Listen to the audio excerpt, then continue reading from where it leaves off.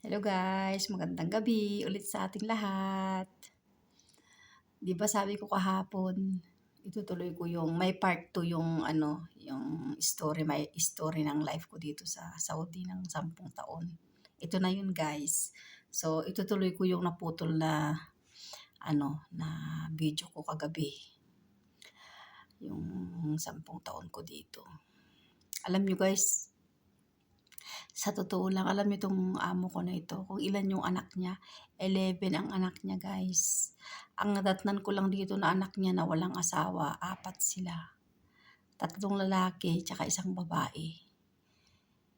Kaya, tapos, 6 na buwan ko dito, namatay yung father nila.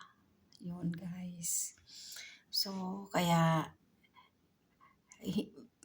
hindi mahirap naman masyado, pero pag holiday, oh my goodness, napakahirap. Tsaka alam nyo guys, nung dumating ako sa pamilya na ito, wala ni isa sa kanilang katulong. Ako ang kauna-unahang katulong sa pamilya na ito na Pilipina. Kasi yung sabi nila sa akin, meron daw silang katulong dito noon, pero Ethiopia. Kaya kauna-unahan talaga akong Pilipina na katulong sa pamilya na to. Kaya parang nung una, hindi ko talaga kaya. Sabi ko, naku, ang dami nila. Makakaya kuya kaya, sabi ko ganun. Pagpupunta yung mga anak, kasi 6 yung anak ng babae eh. So alam niyo naman dito sa Saudi, pag babae ang anak, sila yung every weekend na andito, tsaka andito sila lahat sa Riyadh. Malapit lang sila sa bahay ng nanay, kaya ang hirap guys. Nako, stress to mas. Pero alam nyo guys, God is good talaga. Kung talagang ibigay niya sa'yo yung isang bagay na na iniisip mo hindi mo kaya, kaya mo pala. Kaya kasi hindi niya naman ibibigay sa'yo yun kung hindi mo kaya, di ba? Nagigid up ka, hindi. Alam nyo, sa totoo lang, hindi ako nag-give up dito. Alam nyo ba na yung 10 taon ko nung March last year, 2 times lang ako umuwi.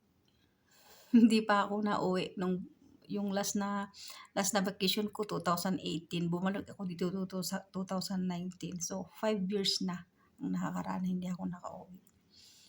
Sabi ko nga, pero guys, nung nagtagal-tagal na, sabi ko sa kanila, kumuha kayo ng katulong.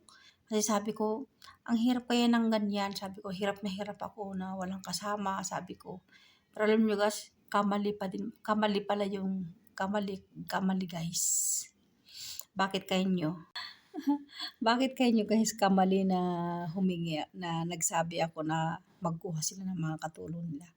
Ay Diyos ko. Dagdag lang din pala ng stress ko. Kasi yung mga katulong ng mga anak nila, oo nga, kumuha sila ng tag-iisa. Dahan-dahan silang kumuha ng tag-iisa. Puros naman walang pakisama guys. Pilipina man o ibang lahi, parehas din. Alam niyo ang reason nila? Hindi daw nila bahay ito. Bakit sila magkatrabaho? Dito sila kumakain at natutulog, mga alaga nila ang nagdudumi. Kaya, alam nyo guys, mas maganda na lang yung, sabi ko nga, mas mabuti pa nung nag-iisa ako. At yung mga bata lang, sa mga bata lang, sa dami nila ako nai-stress. Ngayon nadagdagan pa ang katulong na lutuan ko ng pagkain guys. Ay naku guys, grabe yung naranasan ko sa 10 taon dito. Ay naku po. Parang hindi ko nga kakayanin eh. Sa 10 taon na yun guys, kahit isang beses, hindi ako nag-day off guys. May sakit man ako, tsaka lang siguro ako, yung talaga magpapahinga ako talaga, na yung talagang hindi ko na kaya yung katawan ko magtrabaho guys. Ganun yung nangyayari sa akin guys. Tsaka ang ayaw ko lang dito guys, yung pag, malaki kasi itong bahay ng amo ko. Dito sa baba kasi, dalawang palapag itong bahay ng amo ko eh. Yung sa taas, 2 pamilya yung andun. Kami lang dito sa baba, 1 pamilya. So, ang visiting area dyan sa labas, tsaka dito sa bahay. Pag nagbisita yung anak ng 3 lalaki, sunod-sunod pa naman yan dadalhin dito. So, kahit may mga katulong sila, ako pa din yung kawawa. Maglinis ako pag andyan ang bisita, pag aalis sila, ganun pa din, ako pa din. At ako pa din talaga mag-prepare lahat-lahat. So, sabi ko nga, napaka-unfair naman, di ba? Kaya guys, sabi ko nga parang hindi ko na kaya kasi nagkakaedad naman na tayo, 'di ba? Nagkakaedad na tayo, hindi naman tayo bumabata. Tsaka talagang feel ko na talaga na medyo humihina na talaga ako dahil 40 years old na ako. Kaya parang siyempre nahihina talaga tayo guys. Tapos nakaka-bullshit pa siyempre, wala silang konsiderasyon. Parang ang akala nila sa akin, yung mga sabi ko, ano ako, bakal? Bato? Na ano? Ganun siguro ang tingin nila sa akin. Yung bakal yung katawan ko. Diyos ko. Alam mo, pinadoktor nga ako, minsan nagkasakit ako. Tuloy-tuloy yung trabaho ko. Pinadoktor lang ako ah. Kaya sabi ko, ano ba naman tong klaseng parang ano lang, yung parang baliwala sa kanila yung taon na pinaghirapan ko sa kanila dito guys. Kaya, ang hirap din guys yung kalagayan ko dito. Tapos, tapos sabi ko nga sa kanila, bakit kaya hindi nila binibigay yung benefits ko for 10 years?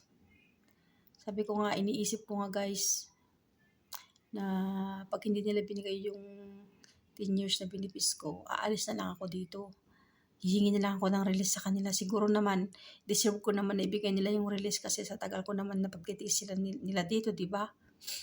Kaya sabi ko nga, aalis na lang ako at maghanap ng ibang trabaho. Kasi, nahirapan din talaga ako guys.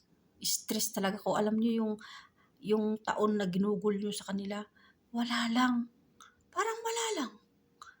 Parang mas lalo ka pang inaabuso habang tumatagal ka. Kaya sabi ko, ibang klase din itong mga tao na ito. Kaya sabi ko ganun, deserve ko na talagang umalis dito. Kaya sabi ko nga guys, naghahanap talaga ako guys ng malipatan, yung gusto ko pumunta ng OWA, ganun, para doon ako bigyan ng release ng amo ko, ganun. Kasi pag hindi nila, siyempre, doon ko makukuha yung kahit pa na bigyan nila ako ng release, kailangan talaga ibigay nila sa akin yung benefits ko, di ba? Pero ang sahod ko dito, dinagdagan naman nila noon matagal na. 2,000 hanggang ngayon, 2,000 hanggang ngayon. Kaya wala. Hanggang doon lang talaga yung sahod ko. Ano sila, maramot sila guys. Matapos na yung Eid, Ramadan. Diba? Dapat double pay tayo kasi nga double time. Tsaka 24 hours na nagkatrabaho. Na ako guys, hanggang alas 5 ako, alas 6 ng umaga ako natutulog pag Ramadan. Gising ako alas 12 hanggang alas 6 ng umaga. Oh, kasi nagluluto pa ako sa yung suhor nila. Pero ni 5 guys, wala man lang binigay. Ni thank you guys, wala man lang binigay. Kaya sabi ko, kakayanin ko pa ba? Kakayanin ko pa ba guys? Kayo guys, ano sa tingin nyo? Pa-advise naman guys, kung talagang deserve ko na talagang mag-decide na aalis na dito guys. Diba? Guys, sana panoorin nyo ang aking mga videos. Sana suportahan nyo ako. Subscribe nyo naman ako. Yung maliit na small channel ko guys. Para kahit pa paano naman malalaman nyo yung life ko hanggang andito ako sa Saudi. Hanggang hindi ako makauwi, inshallah.